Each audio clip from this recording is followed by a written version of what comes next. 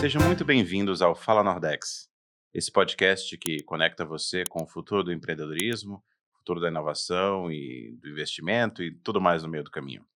Aqui a gente desmistifica startups, investimentos e todo esse ambiente. Hoje, vamos mergulhar na jornada do founder nos primeiros anos da startup. E para essa conversa, trouxemos alguém que respira early stage, já acelerou mais de 150 startups e participou da construção de grandes cases, como a Squid e a Movidesk, que juntos superam R$ 1 bilhão nas suas aquisições. Ele é CEO da WOW Aceleradora e lidera desde a seleção de startups até a mentoria focada em Product Market Fit e Fundraising. Seja muito bem-vindo, meu xará, Felipe Garcia. Quase xará, né? O seu é Felipe com PH, é mais chique, né, que o meu. Felipe, para começar, conta pra gente um pouco da sua trajetória até chegar na WOW Aceleradora e o que te levou a se dedicar ao universo de startups. Legal. Felipe, prazer estar aqui, obrigado pelo convite. Eu entrei na UOL em 2013, então, como eu costumo brincar com tudo, era mato alto. A UOL investiu no primeiro batch de startups em agosto de 2013. Em outubro de 2013 eu entrei, 2 meses depois dela ter investido na primeira turma, eu entrei para fazer a seleção da segunda turma, ainda como estagiário. Eu ainda estava na faculdade, esse universo de startups era muito tímido no Brasil ainda. Eu estava buscando um lugar para estagiar, porque eu tinha recém-finalizado um período ali que eu me dediquei muito a movimento de empresa júnior, que foi uma coisa que eu fiz muito na minha faculdade, na minha complementar à minha formação. E, e aí eu conheci um dos co-founders da UOL, na época a gente tinha feito algumas coisas juntos ali na minha época de empresa júnior. Ele me chamou para conversar, para apresentar o projeto. E eu não sabia o que eu estava fazendo na minha vida, a verdade é essa. Eu achei que eu estava indo estagiar numa empresa como qualquer outra.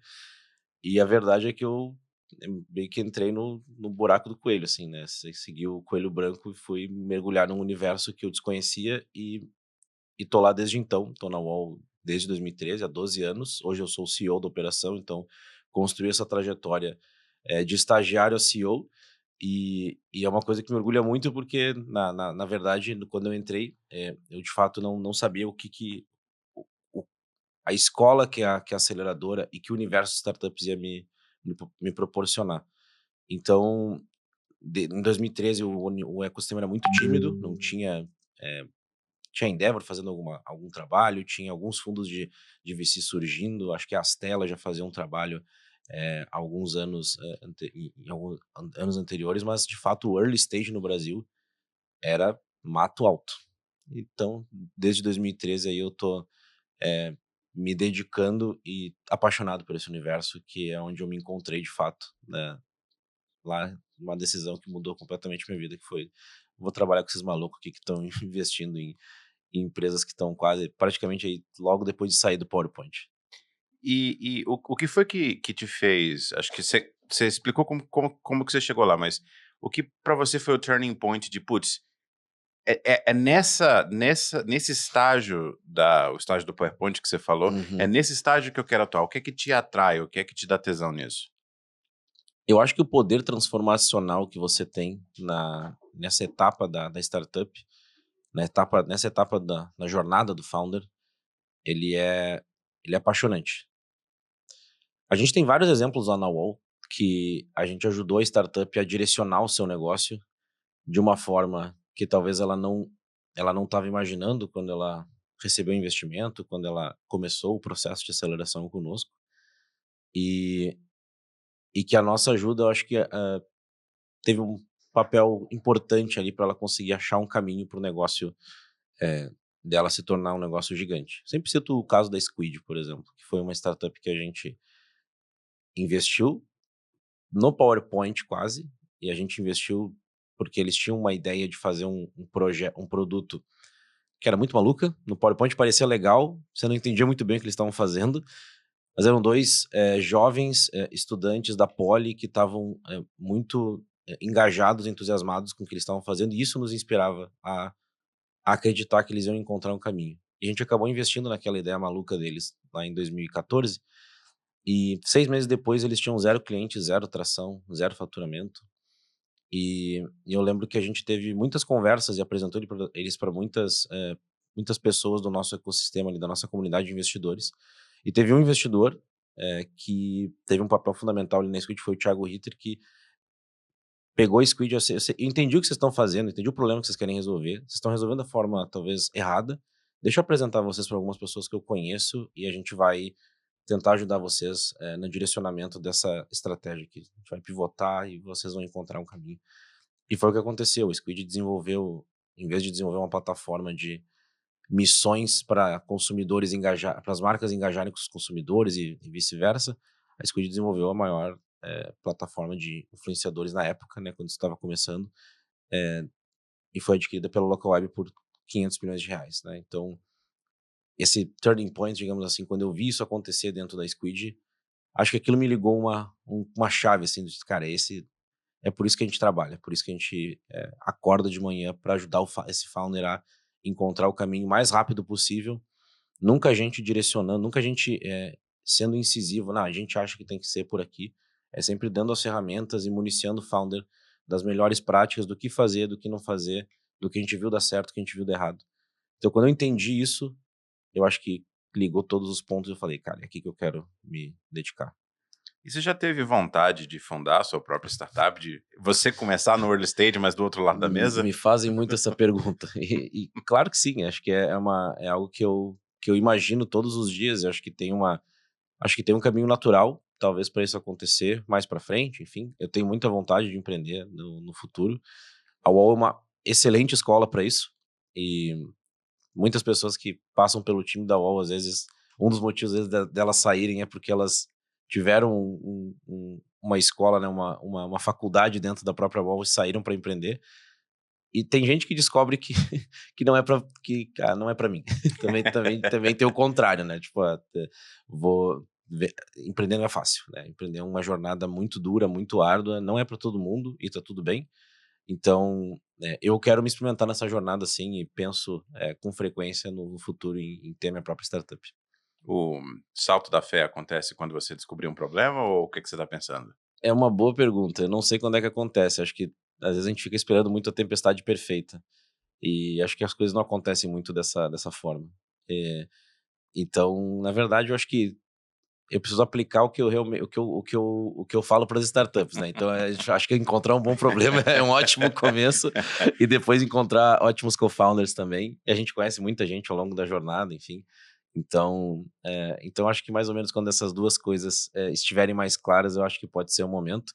Eu recém assumi como CEO da UOL, assumi como CEO da UOL agora no início do ano, no início de 2025, e eu tenho intenção de fazer uma jornada de longo prazo nessa cadeira e levar a UOL a alçar voos cada vez maiores. Então eu também tenho uma missão bastante desafiadora, mas muito estimulante, uma missão que eu estou muito engajado em fazer acontecer nos próximos anos. Bom, não foi você que criou, mas você está empreendendo, né, como CEO. Então, é bem por aí que eu imagino, assim, porque a UOL ainda é uma organização que está em transformação e a gente olha muito para o nosso core business, que é o investimento super early stage, que a gente chama, nesses 2 primeiros anos de vida da startup. E tem muita coisa para fazer, a verdade é essa. Tem coisas para você fazer de educação lá no início, bem no início da jornada.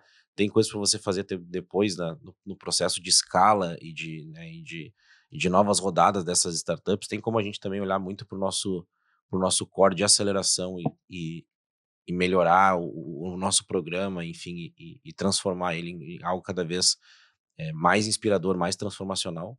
Então de fato, tem muita coisa para fazer e o time da UOL é extremamente enxuto. O time da UOL hoje tem 9 pessoas.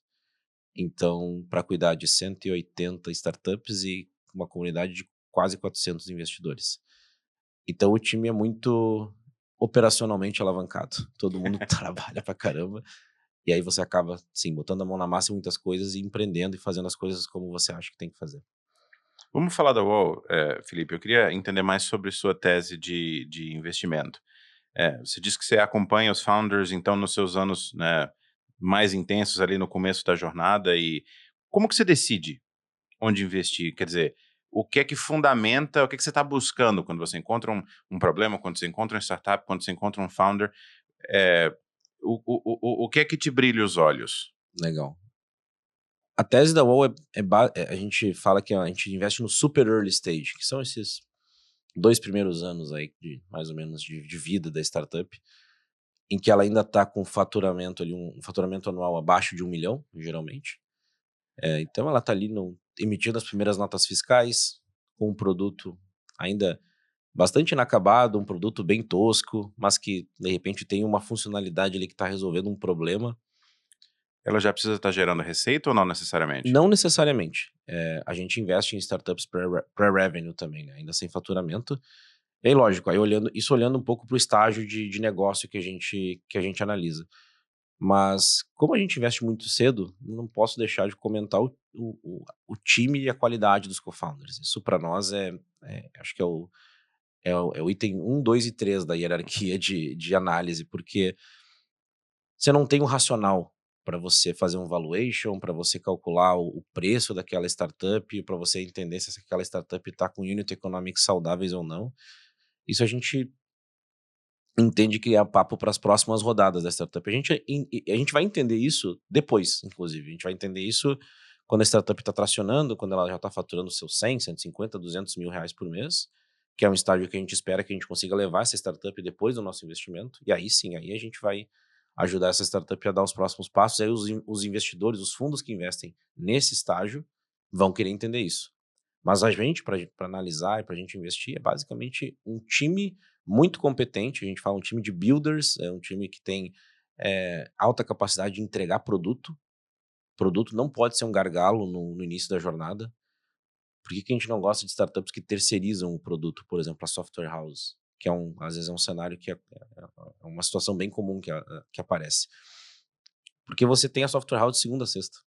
Se o seu produto der pau no sábado, sua software house só responde para você na segunda. Seu produto ficou o fim de semana inteiro fora do ar. E você, no início da jornada, você tem que iterar muito com o cliente. Você põe o produto na mão do cliente, ele usa, ele dá feedback, ele reclama, ele acha isso, acha aquilo, e você tem que voltar para a prancheta ali e desenvolver o produto junto com o cliente. Os primeiros clientes são os primeiros consultores, né? Os primeiros clientes são os primeiros consultores e os principais evangelizadores, depois os que vão trazer novos clientes com aquele perfil super aderente com a solução. Então, para a gente, o time é fundamental. E a gente, dentro dessa dinâmica do time, a gente também olha a gente olha o fit desse time com o problema que ele está buscando resolver. Esse time parece ser a aposta certa para resolver esse problema? Essa análise nem sempre ela nunca é racional, não é racional, ela nunca é matemática, ela nunca é, né, ela não é quantitativa. Então você tenta analisar pela experiência dos founders naquela dinâmica, nas situações que os clientes que eles estão tentando atender já viveram, o que eles experienciaram na própria pele daquele problema. Então isso conta bastante para a gente investir. E eu acho que na nossa, aí para finalizar, a gente gosta de ver a startup, quanto mais demonstrações de execução ela tiver, melhor. O que eu quero dizer com isso? Quando a startup chega sem receita, que é o exemplo ali que você me perguntou, às vezes fica muito difícil de você entender o quanto que ela consegue executar com pouco recurso. Mas você pode ter um time de co-founders ali impecável, incrível, que você está muito afim de ajudar e pode ser que ela passe por isso, que ela seja investida por isso. Agora, se a startup chega com algumas notas fiscais emitidas, com um produto um pouco mais um produto não acabado, mas um produto que já tem clientes pagantes, já tem gente usando, você consegue analisar a qualidade e um pouco de quão sofisticada é a execução daqueles co-founders. Então, você olha para a execução como um ponto de, beleza, o que você está me apresentando aqui? Me mostra o produto, deixa eu ver ele funcionar. O que ele gera de valor tangível para o cliente? E aí você acaba relacionando esses pontos no fim do dia, com a qualidade do time. Você está há 12 anos nesse mercado, e, enfim, mais de uma centena de acelerados e de investidos. O que você acha que, nesse momento do super early stage que você está olhando, é um fator determinante de sucesso? Você falou de founders, do time, né? Você falou de produtos, você falou, enfim, mas dentro dessas categorias, o que é que, putz, isso aqui, normalmente, quando tem isso, dá certo?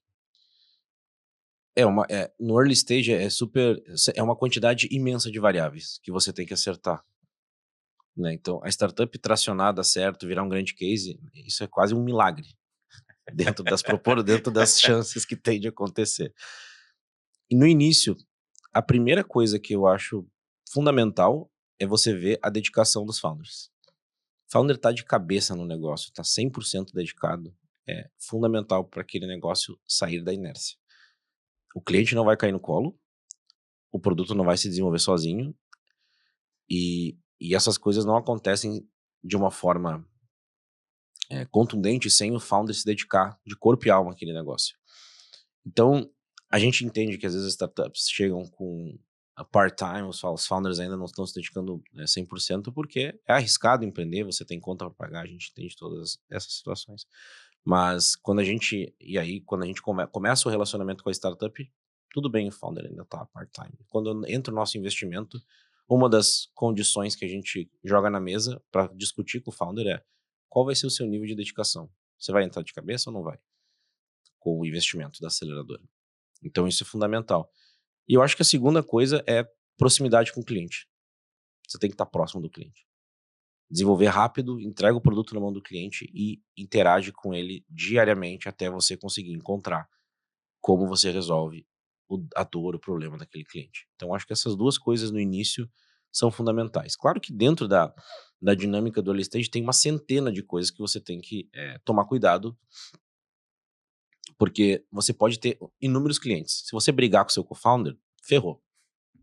Então a gente sempre faz essa analogia para os founders lá na Wall, que é da porta para fora, você tem que ter cliente, você tem que ter venda, você tem que encontrar o melhor modelo de máquina de vendas para dado o seu ticket médio, dado o seu, isso tudo a gente vai te ajudar e tudo isso você tem que descobrir o que faz sentido. Agora, da porta para dentro, você tem que ter um acordo de sócios, você tem que ter as combinações muito bem estabelecidas entre os seus co-founders, você tem que ter founder vesting, quer dizer, se você e seu co-founder brigarem e um quiser ir surfar na Tailândia, tá tudo bem. Empreender é estressante, empreender é duro, nem sempre os combinados às vezes vão mudar, a situação das pessoas muda, você tem pandemia, né, você tem uma série de situações às vezes inesperadas que acontecem, a pessoa tem filho, precisa voltar para o mercado de trabalho porque eu preciso ganhar grana, enfim, agora. E se você não tiver um bom arcabouço ali de combinados essenciais entre os co-founders, você pode enfrentar alguns problemas que seriam evitáveis se você tivesse isso desde o início. Então eu diria para as startups assim, o que é essencial você ter de acordo, de combinado com o seu co-founder, caso ele saia, caso ela saia, para todo mundo ter as regras do jogo bem claras e para que você não perca a relação com aquela pessoa. Que isso é o pior que eu vejo acontecer em briga de co-founder. É você perder uma amizade, um relacionamento que você tinha por anos e perder por causa de briga dentro da startup. Então eu vejo esses pontos fundamentais que a startup tem que cuidar para no início, de novo, é um milagre. Mas se você olhar para essas variáveis, você tem um pouquinho mais de chance de dar certo. Eu adoro que você fala em milagre, porque eu gosto muito de dizer aí da figura do investidor anjo, né? Inclusive, estamos muito em sintonia, porque você falou do coelho branco. Eu publiquei um texto bem com essa mitologia por trás também, esse mitos, né, esse world building, mas eu gosto da figura do milagre porque eu brinco que o investidor anjo, ele é anjo, mas ele não faz milagre, né? Então ele tem um papel assim de apoiar muito, mas tem certas pontes que eles não cruzam. Você acha que, pensando na UOL como o primeiro cheque e também como aceleradora, como que vocês ajudam as startups a evitarem pitfalls, a evitarem buracos conhecidos, problemas conhecidos e aumentar as chances do milagre acontecer, basicamente? Uma ótima pergunta, a gente criou um playbook de sobrevivência. Adoro o nome. Dentro da UOL, e aí, em todo kickoff, a gente repassa o conteúdo desse playbook para as startups que estão começando trabalho conosco. Dentro desse playbook, tem exemplos de inúmeras startups do portfólio, do que elas fizeram o que teve de boas práticas dentro de acordo de sócios, dentro de founder vesting, dentro de stock option plan, dentro de inúmeras coisas. Tem um exemplo muito, muito recorrente, que é a startup entra na aceleração, vou contratar um vendedor, né, bam, para me ajudar aqui a ser meu head comercial e me ajudar nas vendas, enquanto eu, founder, CEO, enfim, vou ficar gerenciando aqui a minha startup de 3 pessoas. Isso geralmente dá errado. Então, a gente sempre brinca que sempre o founder tem que fazer as primeiras vendas. Geralmente você tem uma pessoa que desenvolve produto, um CTO, uma pessoa, né, de software, e você tem o CEO que faz todo o resto, né, que faz operações, que faz vendas, que faz finanças, que faz contratações e etc. Essa pessoa que faz todo o resto, ela tem que fazer basicamente uma coisa muito importante nisso, que é vender. Então, se você contrata alguém para vender, para você no início, essa pessoa não vai saber navegar no problema do cliente tão bem quanto você, ela não vai saber fazer o pitch da startup tão bem quanto você, ela não vai saber mudar o pitch da startup quando você está falando A e o cliente está entendendo B, e você tem que se adaptar ali ao jogo que está sendo jogado ali com o cliente, porque você está descobrindo o mercado. Então esse é um erro muito comum, as startups às vezes gastam quantias exorbitantes de dinheiro com estratégias que nós já vimos 99% das vezes dar errado. Então, esse tipo de conteúdo que está no playbook de sobrevivência que a gente repassa para as startups em todo o batch que a gente inicia. E a cada batch que a gente inicia, além do kickoff, nessa parte do kickoff que é muito importante a gente repassar esses conhecimentos do que fazer, do que não fazer, a gente tem um pacote também de encontros que a gente repassa esses blocos de conhecimento sobre acordo de sócios, sobre stock option plan, sobre e aí com especialistas, com gente contábil, já advogados, pessoas especializadas em finanças também, como fazer a gestão financeira da sua startup, porque uma das premissas básicas para a startup dar certo é ela não quebrar. Se você não quebrar, você tem alguma chance de dar certo. Então, se você está com runway, né, que é o tempo que você tem até acabar o dinheiro que você tem na sua conta bancária, se você está com runway de 2 meses, amigo, você tem um problema sério. Você vai quebrar daqui a 2 meses. O que você vai fazer? Então, às vezes as startups elas não conseguem enxergar a big picture da coisa, né? Não conseguem. O empreendedor está lá na analogia da floresta, ele está lá cortando mato, ele está lá tentando encontrar um caminho até a nascente do rio, e a aceleradora tenta dar uma visão acima da floresta para ajudar ele a encontrar esse caminho de uma forma mais eficiente, mais rápida e com menos desperdício de recurso. Não é garantia, mas ter o plano, ter o apoio aumenta muito as chances de sucesso, né? Ainda assim, um milagre. Se der certo. Felipe, vamos para uma sessão rápida que a gente chama de Investe ou Corre. Então aqui eu vou te apresentar algumas ideias de negócio e você diz se investe ou se corre, e depois eu te pergunto, depois a gente volta, e se você quiser justificar ou comentar alguma das respostas, Tá bem. a gente volta. Podemos começar? Vamos lá. Então vamos lá. Plataforma de matchmaking entre startups e investidores anjo baseada em AI. Corro. Consultoria para ajudar fundadores a escolherem seus co-founders. Corro. Plataforma que cria pitch decks automatizados para founders early stage. Corro. Comunidade paga de founders para troca de experiências e mentoria. Corro. Software que automatiza a busca por product market fit baseado em dados de uso inicial. Corro. Você não investe em nenhuma dessas? Nenhuma dessas. Quer comentar as respostas? Sim, eu acho que tem ótimos exemplos talvez de soluções que eu contrataria talvez para ajudar as startups. Então, como cliente, talvez eu fosse consumidor desses produtos, mas não acho que eles tenham talvez um total addressable market relevante para eu investir, para essa startup ter algum potencial de saída lá na frente. Você falou de matchmaking entre co-founders. Esse é um produto que a gente está estudando como desenvolver na UOL, para ajudar startups que chegam lá no nosso topo de funil, startups que estão muito no início. Às vezes um founder está fazendo uma coisa muito parecida com outro founder, e eles estão fazendo coisas tão semelhantes e tão sozinhos.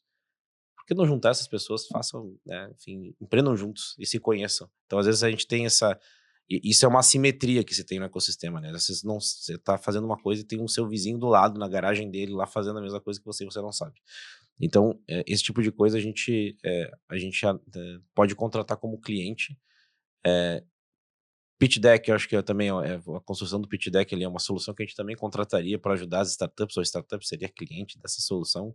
Ajuda bastante, a gente já viu vários exemplos de ferramentas que você coloca o prompt lá e ele cospe um pitch deck bonitinho, né, estado da arte, né, do design.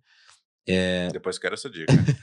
Então você tem ferramentas já disponíveis para isso, mas de novo, é mais como uso como cliente. E product market, e ferramenta, né, para automatizar ou para analisar product market fit, a gente entende que tem algumas que ajudam nisso para você entender a sua retenção de produto, né, de uso de produto, você entende. Mas o Product Market Fit você tem que analisar uma série de variáveis. Então, talvez não tenha uma ferramenta única para analisar. E se a startup atinge PMF, daqui a pouco essa solução talvez não vai ser tão útil mais. Então, ela vai ter um lifetime value menor. Então, essas são as minhas justificativas do porquê não investir nas startups que você apresentou. Deixa eu te provocar um pouco mais, porque você mencionou isso mais cedo e eu fiquei aqui raciocinando no processamento secundário. Você mencionou esse ponto agora.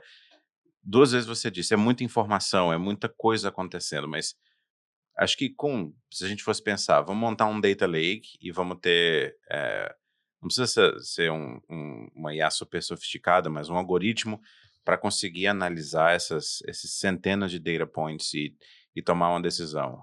Isso me parece uma área em que pelo menos não para tomar a decisão de forma autônoma, inclusive eu não sei se você viu, mas lá no pessoal do Y Combinator nos Estados Unidos lançou uma IA que faz decisão de investimento autônoma. Não sei se você acompanhou isso aí. Não, cheguei a ver ainda. Eu acompanho bastante o Y Combinator, é a principal referência para mim. Então, todos os conteúdos deles, tem bastante coisa que eles soltam, né? Então, às vezes, eu tô sempre em débito com os conteúdos, sempre tô correndo atrás da máquina, mas assim, eu acompanho bastante. Eu até recebi o link de teste, é super interessante. A ferramenta tem um videozinho depois para os nossos ouvintes aqui acompanharem, mas é basicamente a AI senta e pede o call com o founder entra, sim. ele diz, você quer que eu apresente o deck? Não precisa, já analisei. Eu queria que você falasse isso, isso e isso, aí ele dá umas respostas, ela, pronto, estou pronta para investir, sua conta bancária é essa? Ele, sim, então já estou depositando aqui o dinheiro na sua conta, esperamos isso e isso. Aí a propósito, você gostaria que eu te conectasse com fulano, ciclano e beltrano da indústria tal? Então ela faz isso automaticamente. Então eu sei que é um negócio meio Black Mirror, meio distópico, assim, mas você não acha que, pelo menos do ponto de vista de produto, algo que ajudasse a analisar todos esses data points não seria interessante? Seria, acho que, de novo, faz bastante sentido você usar a IA e a gente faz isso lá na UOL, para apoiar a tomada de decisão. No nosso estágio, tem sim muitas variáveis, e são variáveis que muitas vezes estão ainda muito cruas, assim, você não estressou exatamente o problema, o produto, o mercado. Então você tem as variáveis ali apresentadas, mas você não tem ainda como é que eu vou falar? Um nível de consistência naqueles dados ainda muito relevante para você, talvez, criar um modelo. E aí, se você juntar a quantidade de dados que a gente tem de startups que aplicaram, as que deram certo, as que deram errado, a gente acredita que pode sim ter um caminho para você encontrar um padrão, e um padrão de ouro, e ajudar na tomada de decisão. O que nos preocupa um pouco é o viés. Você, você está numa indústria, num business de outliers. E se você tiver um viés, você pode eventualmente perder os outliers. Então você tem que tomar muito cuidado com esse tipo de abordagem. A gente usa bastante IA para gerar feedbacks personalizados, por exemplo, em volume, para as startups que aplicam, e baseado na nossa experiência. Então tem várias startups que aplicam lá para o UOL que a gente vê. Essa startup claramente tem um problema X, essa startup claramente tem um problema Y. Isso a gente já viu acontecer em diversas vezes. Então a gente consegue nunca, arruma isso aqui que se você arrumar isso aqui a gente vai investir. Isso aqui você está fazendo é errado. Isso aqui, né? A gente não tem esse perfil, a gente não tem essa postura porque a gente acredita que o nosso papel é compartilhar a nossa percepção da forma mais transparente, mais objetiva para o founder, para que ele entenda a nossa visão de mundo e como a gente pensa as coisas. E isso não quer dizer que o negócio dele é ruim ou que o negócio dele é bom. Aí você fazer isso em escala é um desafio. Então a gente usa a IA justamente para nos apoiar nisso. Para tomada de decisão a gente não se arriscou ainda, mas a gente usa a IA para nos ajudar a conectar e conjecturar um pouco a relação entre essas variáveis. Dentro da onde tem pelo menos um perfil de founder lá que a gente entende que é um perfil que, de novo, é um perfil, é uma coisa qualitativa, não é mas se a gente está analisando uma startup com co-founders técnicos, extremamente habilidosos com o produto, que tenham capacidade de entregar, de executar, isso pra gente já é 80% do game.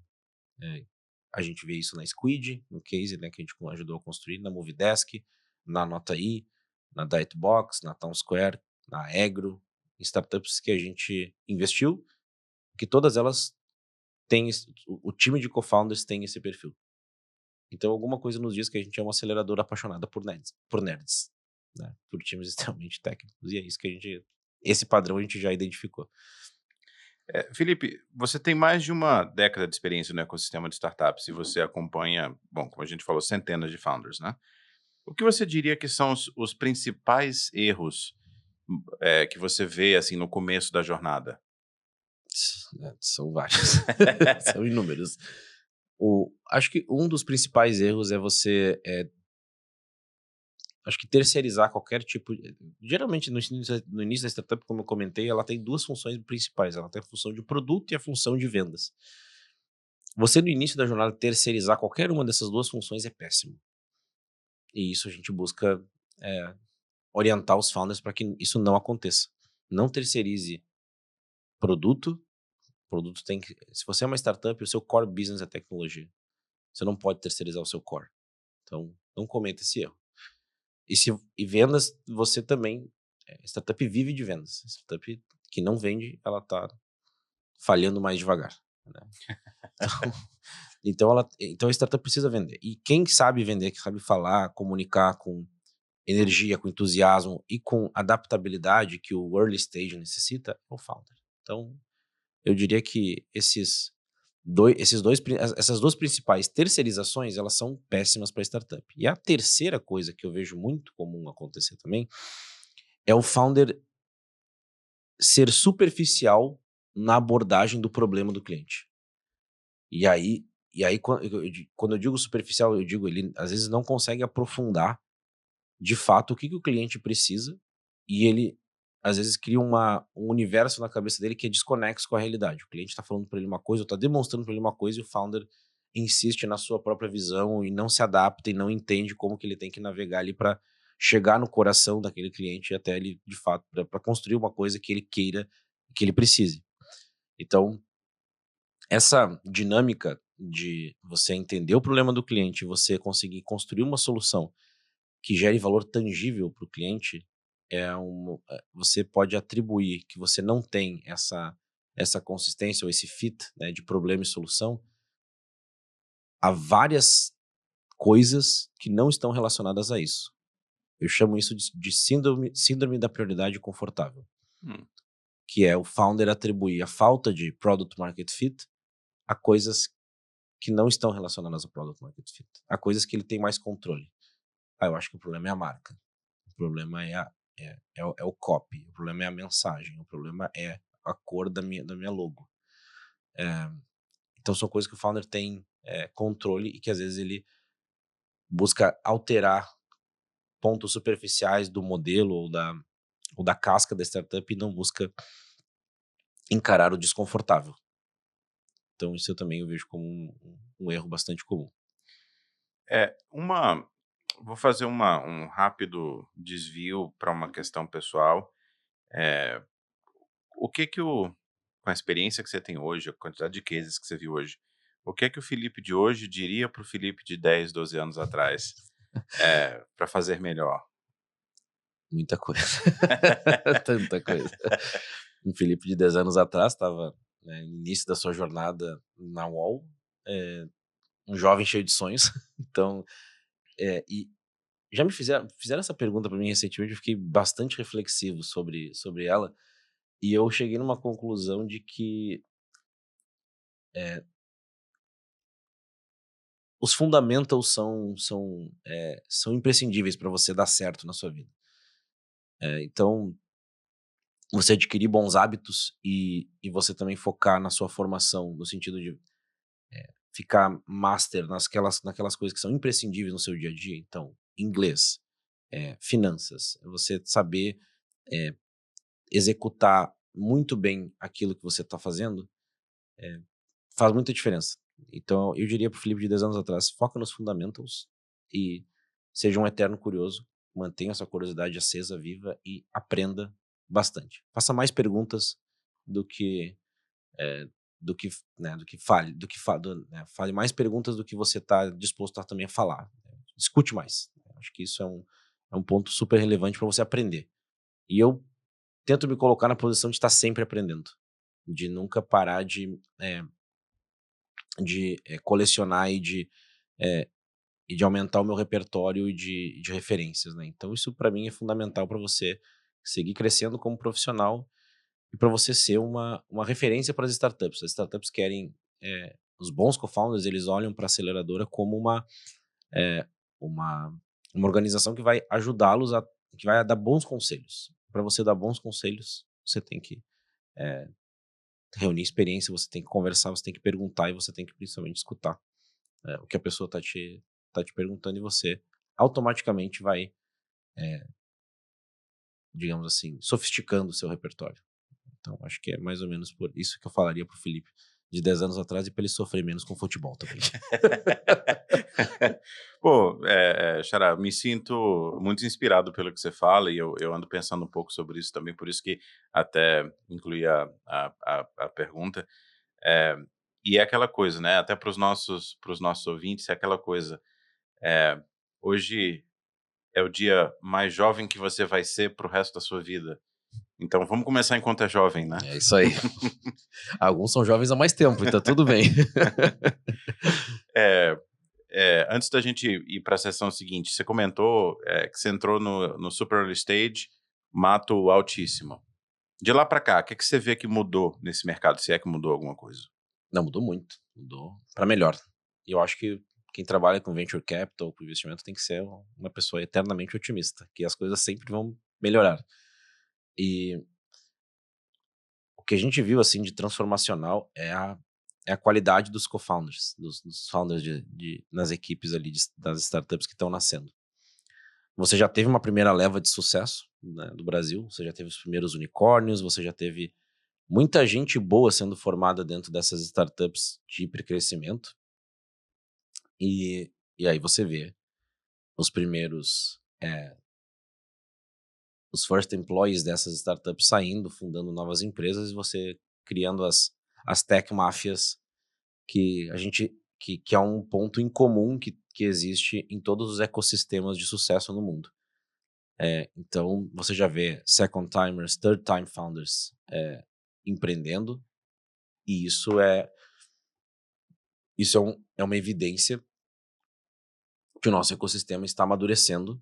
E lógico, isso a gente tem uma visão muito clara, porque em comparar 2025 com 2013, a diferença é absurda, né? Muito, muito grande. Tanto a quantidade de opções que o founder tem hoje para fundraising, para educação, para contratação de pessoas, enfim, Tipo quanto podcasts? em podcasts, ótimas referências aqui. E em 2013 isso era absolutamente, né, quase que um deserto, né, de referências. Ainda acho que existem gaps. Ainda acho que o sistema educacional ainda não acompanhou esse salto que o ecossistema de startups deu. Você vê ainda algumas áreas muito carentes de profissionais dessas. Agora a gente vê a revolução de AI como algo mais recente, e é uma coisa que está evoluindo muito rápido, de um mês para o outro. Então, é uma coisa extremamente dinâmica, mas, de novo, você vê às vezes uma certa demora para, às vezes, para as pessoas que estão trabalhando nesse para o sistema educacional, principalmente, ele responder a isso. E você vê áreas como Customer Success, por exemplo, que também é uma pessoa que você tem que praticamente formar dentro de casa, porque simplesmente não tem uma talvez uma escola, uma coisa mais focada nisso. São essas áreas novas que a tecnologia abriu, e que você às vezes tem uma dificuldade de encontrar profissionais, né, com essa capacidade, com essa visão de como é operar uma startup, que é no absoluto caos, né? Você tem que e você tem que não só treinar o skill técnico dessa pessoa, mas como você tem que treinar o soft skill dessa pessoa saber operar no caos, abraçar o caos e tentar diminuir um pouco o ruído que existe, né, entre o seu objetivo, entre o que você tem de objetivo de negócio, com a forma como você vai fazer para chegar lá. Então, é um desafio, mas o ecossistema de startups, ele só melhora. Ele tem, né, tem um network effects absurdo, e acho que no Brasil a gente tem que sonhar alto, tem que mirar para a gente melhorar cada vez mais, e acho que o próximo passo que a gente tem que dar como ecossistema é a gente começar a olhar para fora, a gente começar a olhar global, ter mais startups e mais founders querendo competir com empresas, com startups norte-americanas, europeias, founders que começam querendo adquirir, né, converter mercado, não só Brasil, mas Latam. Então eu vejo que a gente tem que também ter esse salto de, digamos assim, de confiança e, obviamente, de competência para poder competir globalmente. Felipe, vamos para mais uma rodada rápida. Essa é a Cega Bloqueia. Então, vou te dizer algumas ideias, aí você pensa como tendência numa rede social, né? Você segue ou bloqueia, e aí depois a gente volta se você quiser comentar, né? Então, vamos lá? Preparado? Bora, simbora. Startups early stage buscando grandes rodadas antes do product market fit. Bloqueia. Solo founder com plataforma low code. Segue. Plataformas de fundraising que prometem captação 100% online sem interação pessoal. Bloqueia. Fundadores criando audiência pessoal para impulsionar a startup. Segue. Hiperfoco inicial em lucro em vez de crescimento. Bloqueia. Quer comentar alguma das respostas? Eu acho que a última talvez seja mais polêmica, porque hoje a gente vê uma dificuldade da startup fazer fundraising, quer dizer, você tem ali uma seca de recursos, então você ter o hiperfoco em lucro, em dar resultado, não é essencialmente ruim. Então, mas no nosso estágio, no super early stage, não é exatamente, a startup não precisa ficar, digamos assim, obcecada com isso, perfeito. A startup deve entender, construir product market fit, e para isso talvez ela queime algum dinheiro. E o nosso dinheiro está ali para ela conseguir ter construir uma estrutura, contratar gente boa e investir. E naturalmente, às vezes, ela vai queimar algum recurso. O importante é que ela faça isso entendendo o runway, entendendo quanto que ela está, em quanto tempo ela precisa break-even e chegar num ponto de equilíbrio saudável. E chegar num ponto de equilíbrio não significa também que ela está com uma operação com unit economics, com lucro, com EBITDA saudável, né? Então, essa última aí bem polêmica, mas as outras bem interessantes. Eu acho que o founder, aquele que você comentou, né? Founder criando uma audiência pessoal. Eu acho que o founder tem que criar uma audiência pessoal. Ele tem que ser um imã de cliente e de talento. Então, os melhores founders que eu conheço fazem isso extremamente bem. Eles constroem em público, eles mostram o que eles estão fazendo. Eles falam sobre o produto, sobre o mercado, sobre o modelo de negócio de uma forma muito aberta. Eu vejo ótimos founders fazendo isso no LinkedIn. Isso precisa vir naturalmente ou é uma coisa que o founder pode construir? Isso é uma coisa que o founder pode construir. E, de novo, se você não começar hoje, você está começando atrasado. Porque isso também uma orientação que a gente fala, né, entrega muito para as startups, que é, enquanto você não tiver um canal proprietário, um diálogo proprietário com a sua audiência, com o seu mercado, com seus stakeholders, você tá perdendo tempo. Você tem N canais para testar, você tem N mídia paga para você testar, e tá tudo certo, você pode, né, construir uma máquina de vendas dentro desses canais, mas o que importa é o que você entrega, o que você fala, como é que você atrai cliente, demanda para o seu negócio e talento, porque você está sempre, né, ABC, always be closing, e também você está sempre contratando gente para a sua startup. Então, você tem que ser naturalmente um imã de talento e de cliente para você crescer de uma forma mais rápida e mais sustentável também. Felipe, para fechar, a gente sempre pede aos convidados uma recomendação, em geral, cultural. Eu digo em geral porque a gente já teve até recomendação de comida aqui no podcast também, para inspirar. De comida eu entendo. Então fica à vontade, você pode recomendar uma comida, pode ser um livro, um filme, uma série, um blog. Podcast não, né? Porque eles têm que estar ouvindo o nosso, mas alguma coisa que te inspira, enfim, uma coisa ou que foi muito importante para ti, ou que você acha que é importante os founders que estão nos ouvindo, que eles conheçam. É uma ótima pergunta. Eu vou recomendar um livro que eu atualmente estou lendo, que é uma história muito interessante do fundador da Patagônia. O nome do livro é Let My People Go Surfing. Patagônia esse livro. é uma bela referência de marca e de movimento que o fundador criou, enfim, e tá sendo uma jornada bem interessante de acompanhar as escaladas que ele fazia lá na Califórnia, né, nos anos 60, 70, enfim, que eu acho que é o meio que período que ele tá ali se descobrindo como empreendedor e como aventureiro e como, enfim, a relação que ele tem com a natureza. Então, esse é um livro que eu tô gostando bastante, tô na metade e acho que é uma boa recomendação aí pro pessoal sair, às vezes, um pouco, talvez, das histórias das Big Techs. Também acho que é um tipo de é um empreendedorismo também bastante inspirador. E tem um lugarzinho no meu coração, porque é uma empresa de impacto, é a empresa B, né? Exato. Então, muito legal. E algum livro que ou alguma coisa que te inspirou, assim, que foi super importante, você leu 10 anos atrás, 15 anos atrás, que te marcou? Teve um livro que me marcou e que me fez dobrar a aposta, talvez, no universo de startups, que é From Zero to One, do Peter Thiel.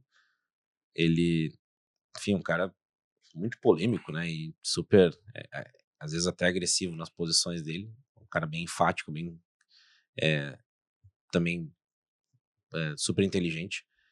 E eu acho que o From Zero to One foi um livro que eu li há, sei lá, deve fazer uns quase 10 anos. E, e ele me fez entender que é, esse universo de startups ele é um universo muito desafiador e se você não tiver uma ambição e não pensar grande, talvez você esteja você pode estar subestimando o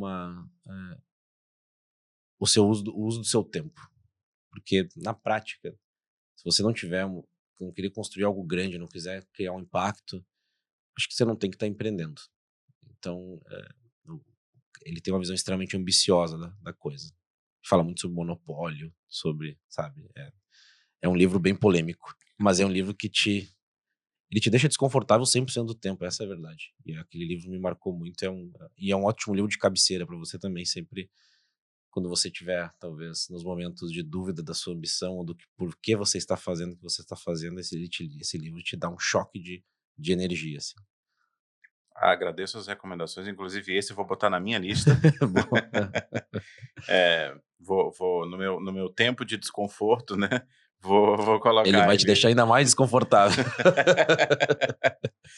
Felipe, muito obrigado por compartilhar a sua experiência, sua visão, seus insights com a gente aqui no Fala Nordex. Para mim foi uma aula sobre a jornada do founder. Para quem quiser acompanhar o seu trabalho, onde que o pessoal te encontra? Legal. Foi uma honra também, super legal o bate-papo, muito leve, divertido e, enfim, é sempre um prazer. Conta comigo aí para os próximos capítulos aí da tua jornada. Espero que a gente faça muita coisa junto aí também. A UOL tem redes sociais no LinkedIn e no Instagram, principalmente, então sigam a UOL. Não. A gente posta bastante coisa no nosso blog também. Boa parte do conteúdo que vai para o blog é um conteúdo para... Boa parte não, 100% do conteúdo é para founders. Então a gente tem uma parte lá do nosso site que é para founders o nome, e lá a gente coloca os conteúdos que a gente entende que são relevantes para essa etapa da jornada. Boa parte desses conteúdos também vai para o LinkedIn, a gente publica no LinkedIn, redireciona para o site, etc. No Instagram a gente publica bastante coisa do dia a dia da aceleradora, o que está rolando, o kickoff dos batches novos, os encontros das startups aceleradas. Então e tem algumas, e no Instagram também a gente busca também entregar algumas pílulas, coisas um pouco mais expressas ali de conhecimento. Então, no site, no Instagram e no LinkedIn, vocês acompanham a UOL de uma forma mais institucional, e no meu LinkedIn também eu costumo publicar um pouco das minhas provocações e inquietações do dia a dia da aceleradora. Então, Felipe Garcia, CEO da UOL, vocês me acham lá no LinkedIn, acho que faço, Felipe com I. É, a outra coisa que eu queria comentar é, dentro desse nosso modelo, a gente trabalha com modelos de batch, né? Então, cada 4 meses a UOL está com inscrições abertas para novas startups que querem receber investimento. Então, nesse momento, estamos com o batch aberto. Então, quem quiser aplicar, wall.ac, bem fácil. Lá você vai ter as informações de quanto que a gente investe, que é 100 a 400 mil reais. Então, a UOL investe em todas as startups que acelera. Mas muito mais do que isso, é importante a startup entender o que a gente entrega além do dinheiro, que é o Smart Money. Hoje a gente tem uma rede de 400 investidores que podem ajudar as startups com mentoria, com conexão. Boa parte desses investidores são empreendedores. Acho que o número legal que eu não comentei aqui no podcast é a gente já tem 22 founders de startups que foram aceleradas pela UOL, hoje como investidores. E aí aquela pergunta que é sobre ecossistema que você me fez é: como é que você vê o ecossistema evoluindo de 2013 para 2025? Essa para mim é a resposta, é o número que resume talvez essa resposta, ou essa melhora no ecossistema. Você já vê founders investindo em founders. No caso da UOL, a gente já tem 22 que foram acelerados pela UOL hoje como investidores. Então, isso melhora muito a qualidade do dinheiro, isso recicla o capital, mas muito mais do que isso, você tem um founder que já passou pela jornada, já calçou os sapatos daquele founder que está começando. E esse tipo de relação, esse tipo de conexão, de química que tem entre esses founders é algo que pode ser, de fato, ter um impacto transformacional na jornada de todas as startups. Então, a gente tem esse tipo de smart money para entregar. Então, quem quiser aplicar o UOL.ac, até dia 4 de maio, a gente está recebendo inscrições de startups early stage que estão lá querendo descobrir, encontrar o seu product market fit. A gente pode ajudar nisso. E que número legal, né, Felipe? Quando a maré sobe, todos os barquinhos que estão na água sobem juntos, Sobem né? junto, é isso aí. Esse é o crescimento do ecossistema.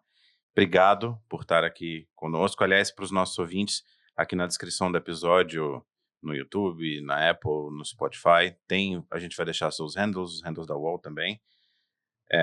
E para você que acompanhou até aqui, muito obrigado pela audiência.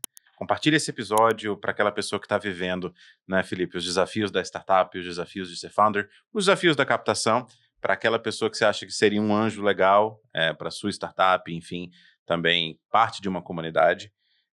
Não esqueça de seguir o Fala Nordex na sua plataforma favorita e não perca os próximos episódios. Até a próxima.